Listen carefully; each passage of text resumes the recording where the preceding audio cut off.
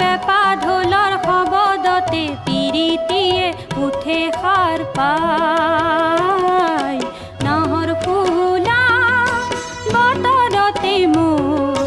পাখি লাহি মনৰ মাজত কোনে আহি আজি গগনা বজায়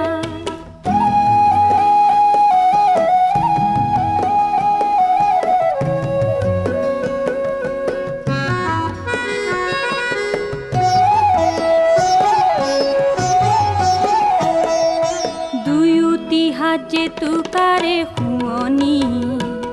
ও তাতো যে শুন ভৰে